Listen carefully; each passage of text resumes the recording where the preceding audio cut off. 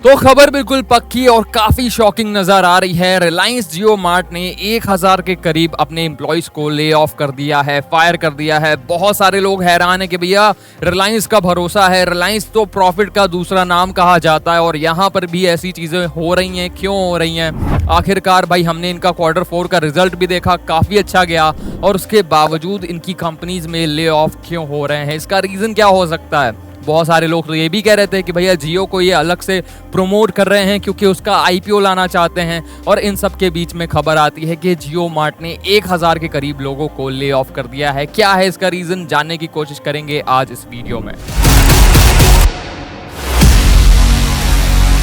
तो मैटर को पूरी तरीके से समझने के लिए हमें ये समझना होगा कि भाई जियो मार्ट रिलायंस का क्या हिस्सा है और करता क्या है। तो भैया इनकी एक ई कॉमर्स कंपनी है जो ग्रोसरी सेल करती है और बाकी के जो ऑनलाइन प्रोडक्ट्स होते हैं डिलीवरीज करती है उनकी कस्टमर्स के घर में, ठीक है। अब दिक्कत क्या है, इन्होंने 1000 के करीब अपने एम्प्लॉयज को फायर कर दिया, ले ऑफ कर दिया। क्यों कर दिया? उसका रीजन सिंपल सा है कि भैया ये आगे एक्विजिशन कर चुके हैं मेट्रो कैश एंड कैरी का। मेट्रो कैश एंड कैरी क्या है?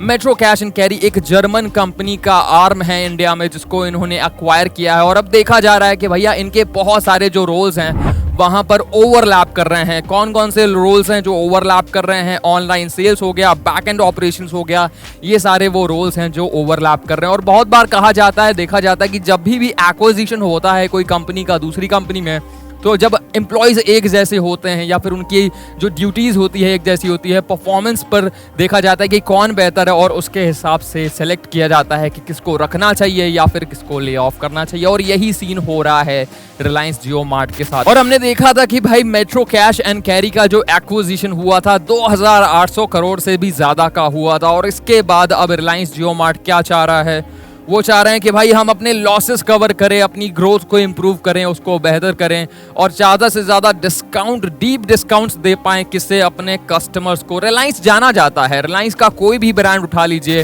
रिलायंस जाना जाता है कि भाई सस्ते दाम पे हमें अपने कस्टमर्स को बेहतरीन सर्विस देनी है। जिसके बाद से अब देखा जा रहा है कि उसका जो कॉस्ट है वो वहाँ के एम्प्लॉयज पर आ रहा है, वहाँ पर जो काम करते हैं उन्हें उसको भुगतना पड़ रहा है। कहीं ना कहीं किसी का प्रॉफिट किसी का लॉस होता है, इसी तरीके से बिजनेस चलता है। ये आप भी जानते हैं, हम भी जानते हैं। और अब रिलायंस जियो मार्ट ने क्या किया है, उन्होंने परफॉर्मेंस इंप्रूवमेंट प्लान यानी PIP में अपने कुछ एम्प्लॉयज को डाला है। यानी कि परफॉर्मेंस रिव्यू की जाएगी, परफॉर्मेंस अच्छी रहेगी तो उस हिसाब से उनकी जॉब कंटिन्यू रहेगी या फिर उसके हिसाब से उन्हें बोनसेस या प्रमोशन ही दिए जाएंगे। वरना नहीं तो देखा ये जाएगा कि जहां परफॉर्मेंस कम है, अच्छी नहीं है, सेटिस्फैक्ट्री नहीं है, वहां पर एम्प्लॉयज को ले ऑफ किया जा सकता है। तो भाई अब चाहे टाटा हो, रिलायंस हो या कोई भी कंपनी हो, कहीं ना कहीं ये बात एस्टैब्लिश कर देती है कि अगर आप कहीं जॉब करते हो तो आपको हमेशा अपने स्किल सेट पर काम करना चाहिए। और वो भी कई बार काफ़ी नहीं रहता क्योंकि कंपनी को जब तक आपकी ज़रूरत है तब तक वो आपको